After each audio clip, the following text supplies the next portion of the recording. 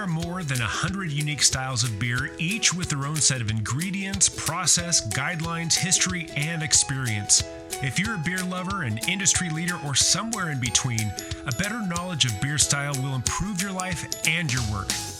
Welcome to A Sense of Beer Style, essential beer style training for those who want to lead in food and beverage. I'm Julia Herz. And I'm Jeremy Storton. We're advanced cicerones, beer judges, home brewers, and we're excited to guide you through the vast and wonderful world of beer styles. Well, hey there again, Julia. Go ahead. Hi. Hi. I'm here. I'm ready. Let's do Awesome. the show. Today, we are going to talk about style and guidelines. We're going to talk about what they are, where to find them, and most importantly, we're going to talk about what they aren't. I think I feel like Mythbusters. You know, there's a lot of kind of people assume that guidelines are tell us what is and it isn't beer. No. So let's talk about the understanding guidelines. Wherever you get your guidelines, the best way that I interpret guidelines is they're intended to govern competitions. We need a set of rules when we play a sport or have some sort of competition. We need a way to understand what is, what isn't. And that's where guidelines were created. Guidelines are not meant to dictate what a style is and what the brewers should brew. If anything, the opposite is true. The brewers go on and create their incredible liquid, and then it's the guidelines that come along afterwards and try to make sense of it. So for me, what the guidelines really are is a way to communicate. If I were to say, Julia, do you like food? You might say, well, what kind of food? If I said, well, food from Europe, you might say, well, what part of Europe? I might say Italy, and you might say, well, what part of Italy? So you see where this goes. We need very specific language to help understand the difference between a Berliner Weiss, an IPA, and a Lambic. If we just said beer, that's just not good enough. So for me, guidelines is a way to communicate and a way to govern when we brew. And really where we get the main two entities that we're going to talk about are the BJCP, the Beer Judge Certification Program, which the BJCP is an entity that creates guidelines specifically for homebrew competitions. And so I want to make sure that is very, very clear. That is for homebrew competitions. The Brewers Association created guidelines for commercial competitions. We use the BJCP for a couple of reasons when we talk about it in this podcast. One, because that's what Cicerone relies on, and both Julia and I are advanced Cicerones, and so that's the lexicon, the jargon that we're used to. The other reason why we use BJCP is because it is very, very specific. They go into deeper detail about these specific styles of beer to help us understand it. And one last little analogy I want to share when we talk about these guidelines, I think of it as like if you're playing darts and you've got a target, or shooting arrows and you've got a target. What these guidelines try to find the center of the target. You could be in the outer rings, in the top or the bottom left or right, and that's still what the style is. The guidelines try to serve the average of what this style experience is. So you will have lots of variations with this in the same style. A good example would be different types of Belgian doubles, for example. Every brewery has a different version of what that is. But when we talk about guidelines, we're talking about the average of all the common examples that you'll find. Sound good? Great. Yep. And we could go in many different directions in terms of how we kind of overview it from here. And, the purpose of the guidelines fall into place here. And I think that with us, when we, in a sense of beer style, this, style cast, we shall call it, show, will take you through individual styles using Beer Judge Certification style guidelines as the base. That's going to take Jeremy and I a full year to record those 100 plus styles that we want to get at.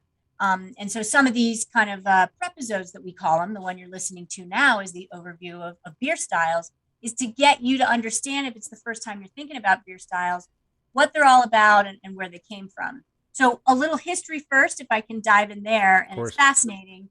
Beer is not wine. We learn about wine from the label that is often listing the grape, but also you will have category or label listings on wine that are based on the region.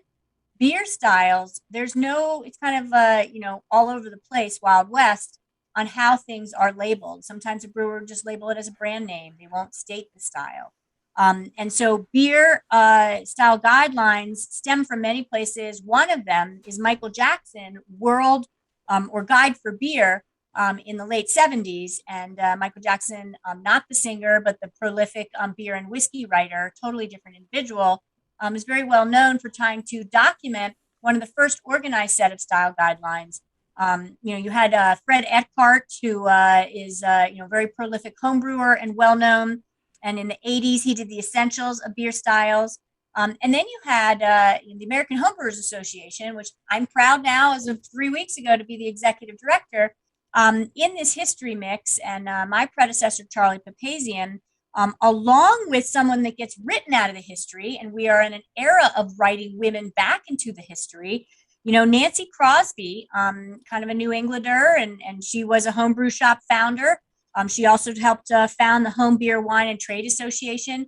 Nancy Crosby was behind the scenes as the co-founder of the Beer Judge Certification Program with American Homebrewers Association and Charlie Papazian and his team. And so in 1984, when the first Great American Beer Festival had happened, there was a need for guidelines, not just people's choice on voting on their favorite beer in the hall.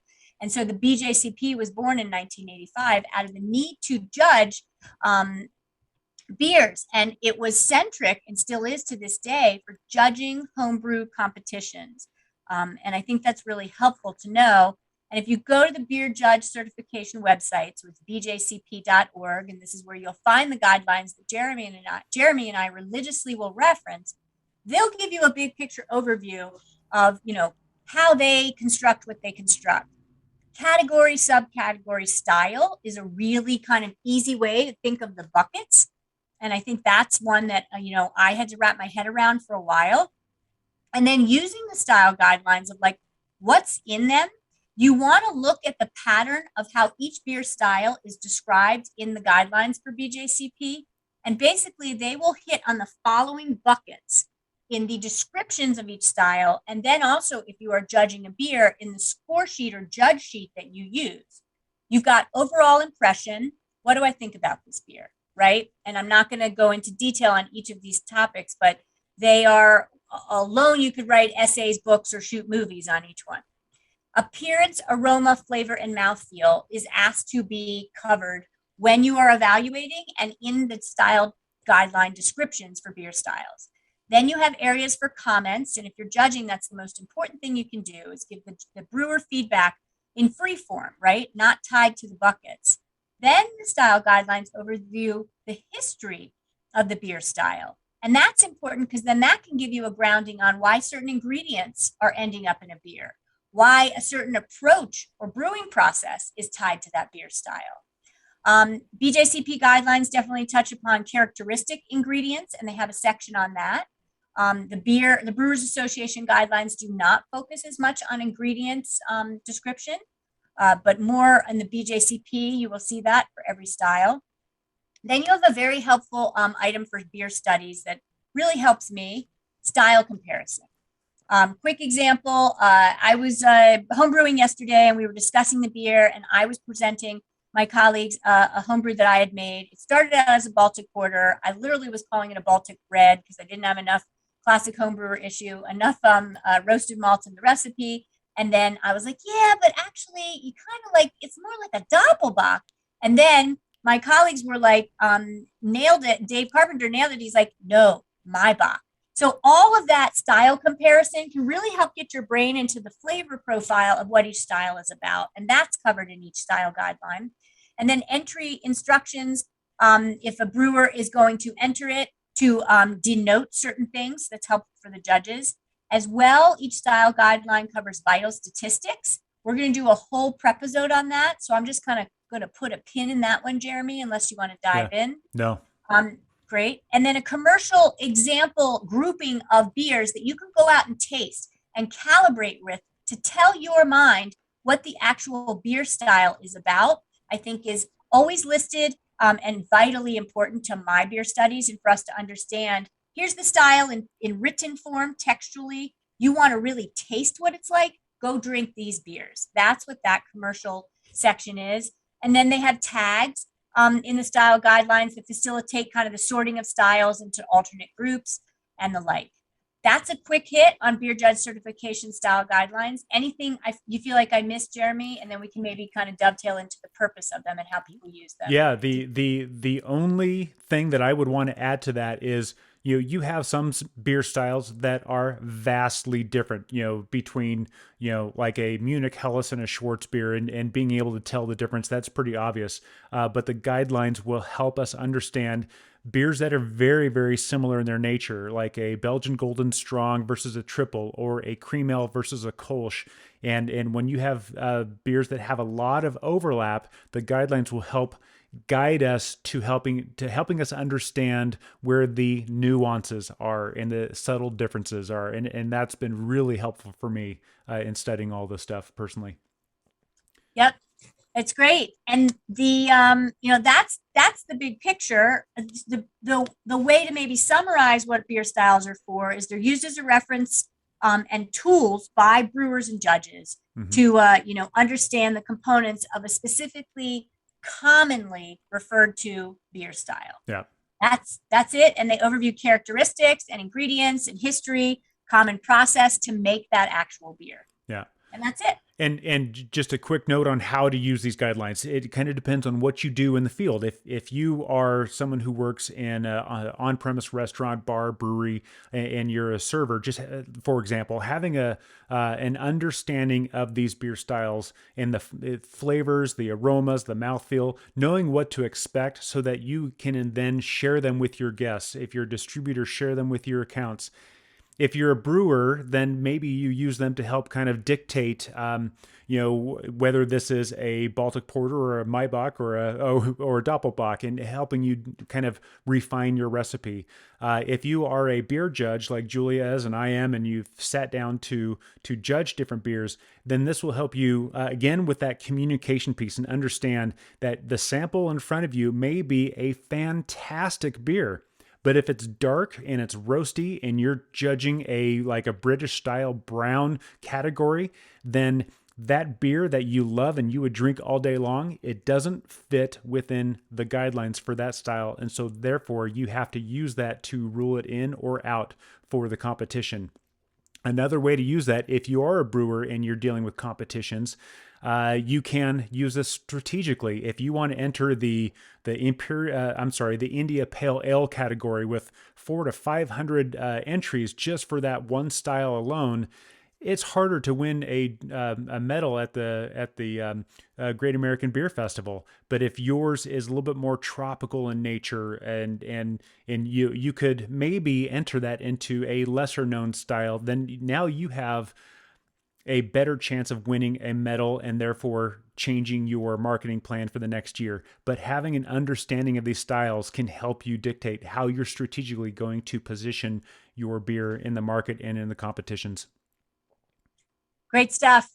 And so if you do use these style guidelines for your beer studies, your business, your career, certification programs, the beer style guidelines for BJCP currently is 93 pages if you print the PDF, right? Covering, more than, I think, close to 40 categories in the beer styles, but then individually more than 100 beer styles. Yeah. So that's really good to know. And I think when you use these style guidelines, there are the digital accessible apps. I have the BJCP app on my phone. And Jeremy, so this dovetails into when I was starting to first study for Master Cicerone and get my head in the game, we were all using 2008 guidelines. I, being dyslexic, literally as diagnosed, had my, the deck of cards thrown up in the air when then I had to sit later for Cicerone testing again. And they went to 2015 guidelines from BJCP. And now Beer Judge Certification Program will be releasing 2021 style guidelines that this show will be using. So I think it's really important to note that BJCP is updating their guidelines every few years as the culture of what's being judged and entered and brewed changes, whereas the Brewers Association kind of World Beer Style Guidelines used for Great American Beer Festival and World Beer Cup are not updating on willy-nilly. They're updating every year deliberately from the input of hundreds of judges that use those guidelines under the Brewers Association competitions. And they deliberately update every year to keep pace with the times because they're more based on commercial guidelines and judging competitions for commercial beers, whereas, the BJCP guidelines are more commonly used for the home brewer entries. So that's a good one to note. And I think I might have kind of stolen some of your thunder, but one of the things before we wrap this Prepisode up is just other ways. How do you access them? Resources tied to it. And then I think from my list, we've given everyone that I would want them to know about the guidelines. Yeah, I think the only thing to add to that is, so we're talking about homebrew competitions, we're talking about commercial competitions, but of course there are beer competitions all around the world. And so if you have an opportunity to judge at some of these competitions, you may find that these larger competitions, like, I've got a friend that helps run the Barcelona Beer Fest, and their competition with that, they use the BJCP. There are a lot of commercial competitions that use the Brewers Association guidelines. There are even some competitions that have developed their own proprietary guidelines just for whatever reason. So just understanding that you'll have different guidelines out there to use. There are going to be some slight differences, but ultimately the beer is still the beer. I mean, a Doppelbock is still a Doppelbock. It's just, you may see some different things out there. So it is very much a moving target, and this is why they're called guidelines, not rules or protocols. So keep in mind, they're guidelines. Great thing to end on is the notion that they are guidelines. Exactly. Beer is both a combination of, science, chemistry, art, and poetry with a little human grease and muscle put in the mix.